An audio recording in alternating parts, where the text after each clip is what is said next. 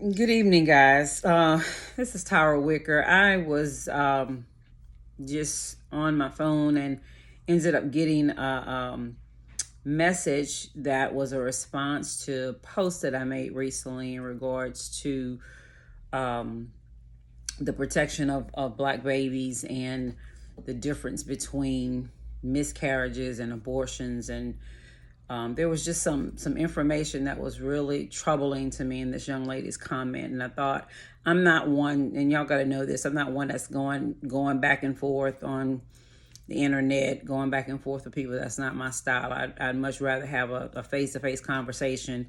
As a retired elected official, I'm pretty easy to locate and talk to, and would love to do that with anyone that would like to have a conversation about this. But I thought it was interesting because a lot of times people think they know you, but they may not know you. And so I want to have a conversation about the reality of my personal experience. Many people have heard bits and pieces of my story and pregnancy and all of that kind of stuff, but they may not know some of the realities of why I'm so passionate about this issue and my background knowledge of all of this. So many people may know I'm a mother of 6. I have 4 amazingly beautiful daughters and 2 amazingly handsome and awesome sons.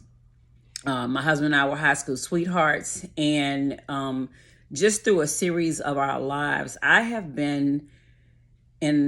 experienced all sides of this issue as it relates to pregnancy. So I have had, many of you have heard my story.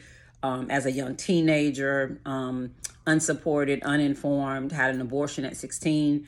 I have had a miscarriage where the baby I ended up bleeding and having cramping and pain and lost the baby through a miscarriage.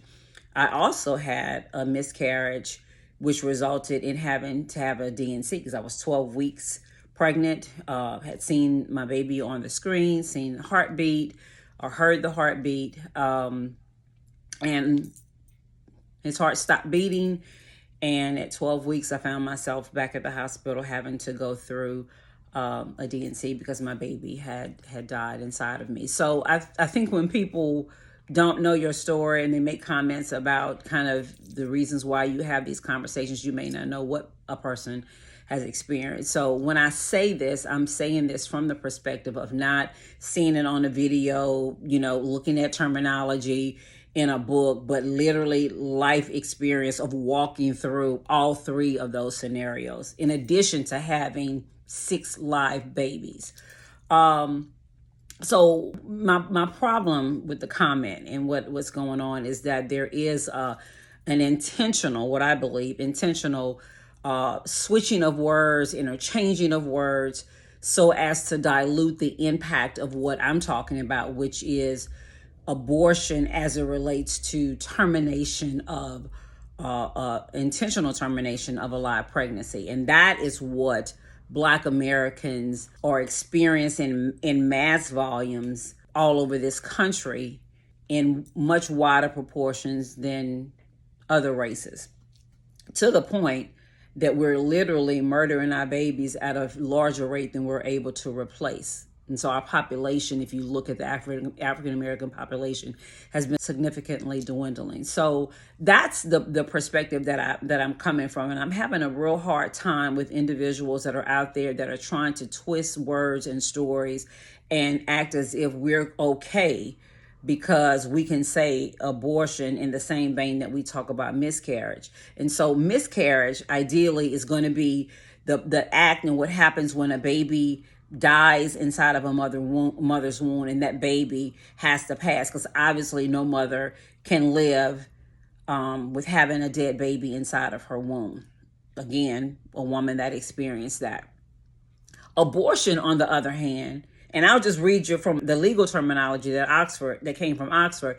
The abortion is commonly defined as the intentional termination of pregnancy with reasonable knowledge that such termination will cause the death of the embryo or the baby. So the intent of what's going on in that situation is what's happening right now. There are individuals that are out there saying that they have the belief that they have the right to murder babies in the womb up until the time that that baby is ready to be delivered. Y'all, I don't care what you say in any form or fashion, that's straight up murder.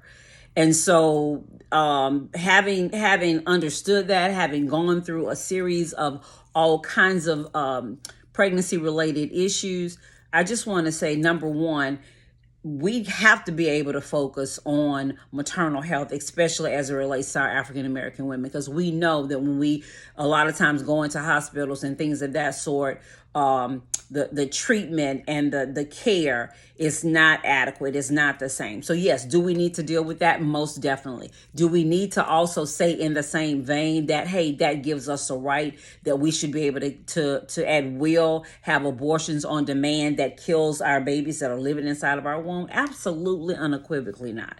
And so I just wanted to clear up a little bit of that conversation in regards to why I was having that conversation. And let me say this. People were having the conversation about, oh, you're out there trying to tear down another Black woman.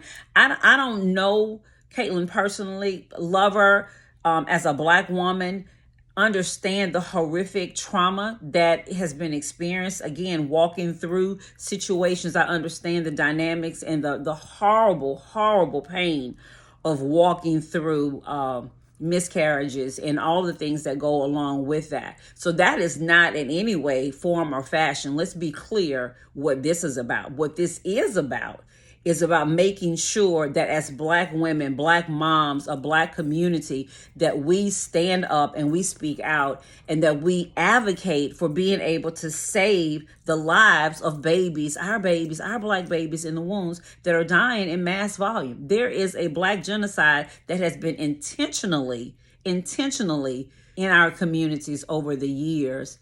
Y'all have heard me talk about Planned Parenthood. If you look at where they're located in all 50 states, they're all located in Black and brown communities. That's not by mistake. That was by design. And so we have to be able to stand up for life and stand up for making sure that our babies, our Black babies in particular, who are significantly at risk, are cared for. And as mothers, it is our job and our responsibility that when we reproduce babies in our womb and those little babies are alive, that we make sure that their lives are taken care of. This is all that this is about for me. It's not about any other agenda. It's not about anything else other than I believe that God loves life. I love God. And I believe that we all, as human beings on this earth, have a role and responsibility in protecting life. So God bless y'all. Again, I am available. Anybody that wants to have this conversation further, hear any more of the stories that I've gone through and what has happened, the reason why I'm having these conversations, please don't hesitate to contact me. We'd love to talk to you. God bless you. You have a good evening. Bye.